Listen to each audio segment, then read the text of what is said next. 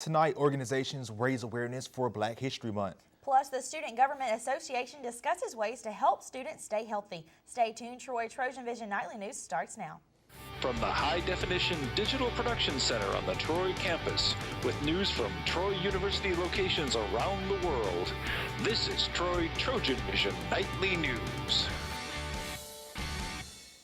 Hello and welcome to TrojanVision Nightly News for February 19, 2014. I'm Jamarlo Phillips. And I'm Courtney Addison. Thank you for joining us this evening.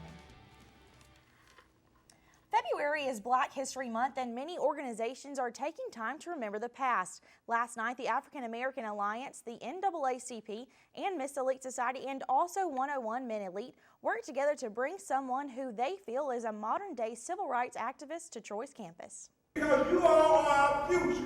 Most Americans are familiar with the Trayvon Martin case that took place almost 2 years ago. And Tuesday night, Troy University students had the opportunity to hear from the man that represented the Martin family. Benjamin Crump is an attorney out of Tallahassee, Florida. Crump opened his speech with a powerful quote from Martin Luther King that Crump said he referred to often during the trial. Martin Luther King said the true measure of a man is not where he stands at in times of comfort and convenience, but where he stands at in times of conflict and controversy. So what he really was talking about is doing the right thing, making sure you stand on your principles, even when it's inconvenient for you to stand on your principles, to stand for right, to stand for good, despite what the world is saying. Crump drew a crowd so large that both ballrooms were needed so everyone could have a seat. Crump says if the audience only takes away one thing from his lecture, it's that he hopes that everyone has a purpose.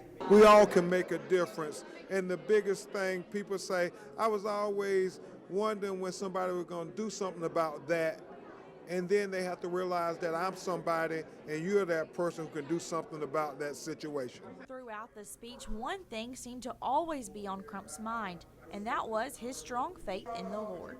God has a purpose for you, and you have to not be afraid to go out and try to fulfill your purpose. Even when it's not convenient, it's not popular to do the right thing. You do the right thing anyway, and God will take it from there. You will be blessed. Crump added that the best way to prevent future Trayvon Martins is to vote and let your voice be heard. And in continuation of Black History Month events, tomorrow afternoon, former juvenile probation officer Denny Abbott will speak on Troy's campus about his efforts to reform the treatment of Black children in Alabama's court systems in the 60s and 70s. That lecture will be tomorrow at 2:30 in Patterson Hall Room 105. It is free and open to the public. A way to keep students healthy and hydrated was on the minds of the Student Government Association last night. Caitlin Crow has the details. Items put on docket, executive members speaking, and senators meeting together to discuss the remainder of the spring semester sounds like an ordinary Student Government Association meeting. But two of the biggest proposals brought to the Student Government Association this meeting were actually presented by the Freshman Forum.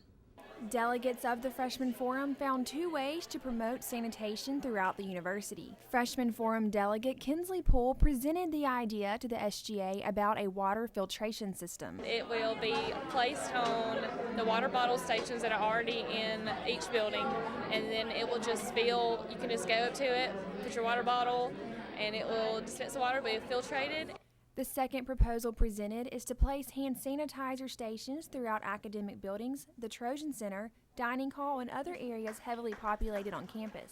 Freshman Forum delegate Sidra McDonald believes this is a good way to prevent the spread of germs and provide a healthier environment for students. Both proposals were put on docket and will be discussed in more detail at the next meeting.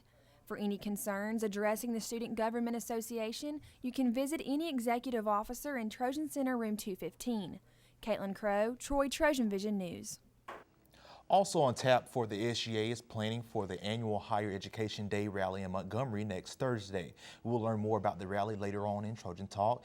And to participate in the SGA meetings, they will meet every Tuesday at 6:30 in Trojan Center Room 119. Well, Courtney, even though the temperature has warmed up today, the temperatures for the past few weeks have probably made people eager for something new. You know, that's exactly right, Jamarlo. But last night, Circle K gave students a chance to enjoy a variety of hot chili recipes as a way to help out a good cause. Katarina Kunisia has more.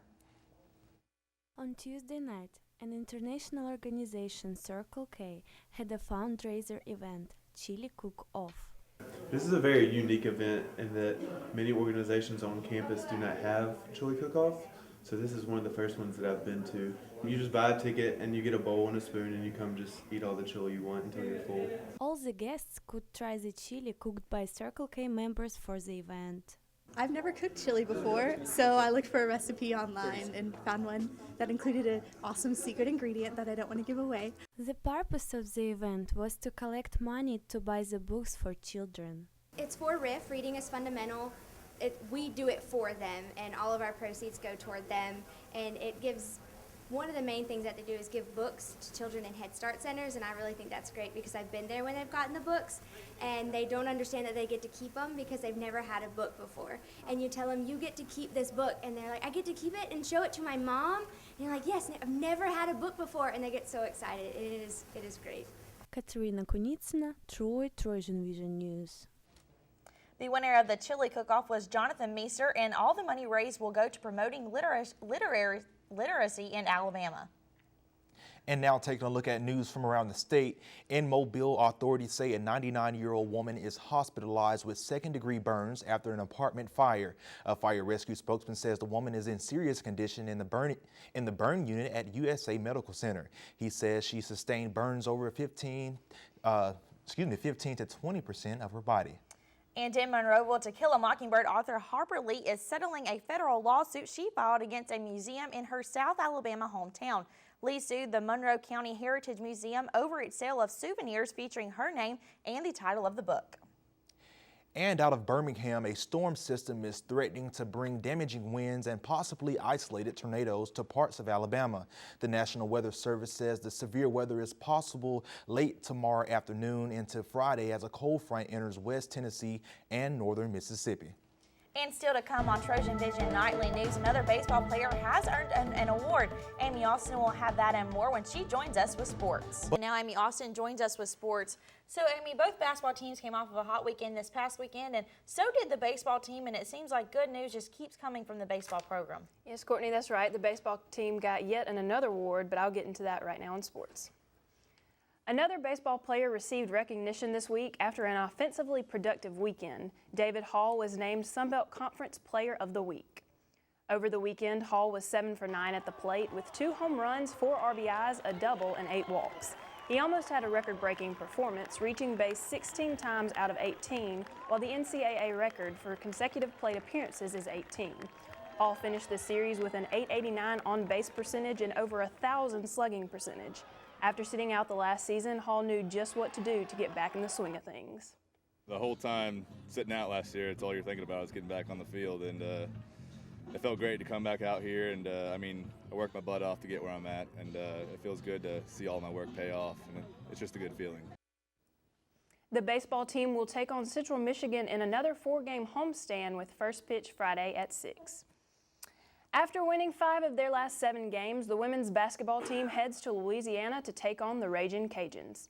The Trojans defeated Georgia State on Saturday 111-90, while ULL broke their losing streak with a victory against Arkansas State, who's leading the Sun Belt. Troy is leading the Sun Belt in scoring and also leading the league in rebounding, blocks, and steals. Troy and Louisiana Lafayette faced each other earlier this season when Troy took the win 87-75. The Trojans are 7-6 all-time, 3 of the last 4 games being Trojan victories. The game tonight will be the first time Troy and Louisiana Lafayette face off in the Cajun Dome. The women's game will start tonight at 7 p.m. After defeating the #1 team in the conference, the men's basketball team heads to Louisiana to take on the Ragin' Cajuns.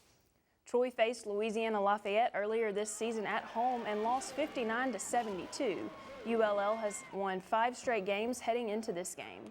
Leading scorer for Troy against Georgia State was Jeff Malahy, who had a career-high 27 points, followed by Tevin Calhoun with 20 points. Leading scorer for the Ragin' Cajuns is Elford Payton, who is averaging 19.9 points a game. Troy is 5-9 all-time against Louisiana Lafayette, and the Trojans are looking to improve since the last time they faced the Ragin' Cajuns.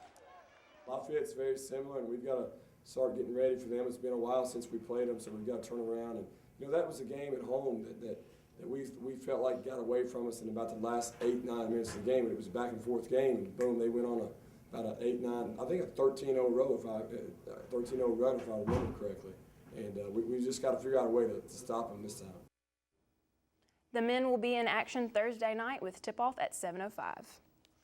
The rodeo team will be back in action starting tomorrow after a break from fall competitions. Troy's women's team was first in 3 out of 4 competitions throughout the fall, including winning the Trojan Stampede, and is leading the region with over 1,000 points earned. The men's team's highest ranking in the fall was 5th in the competition at Murray State. The men's team holds 7th place in the region with a score of 615 points. The Trojans head to Texarkana, Arkansas to compete at the Cossatot Community College starting February 20th and ending on the 23rd. So, Jamarlo, Courtney, lots of Trojan athletics, not many here at home, but we still wish the best of luck to all of our teams. Absolutely, and hopefully, the weather will cooperate and they'll have good travel weather, and best of luck to everyone. Thank you. Thanks, Amy.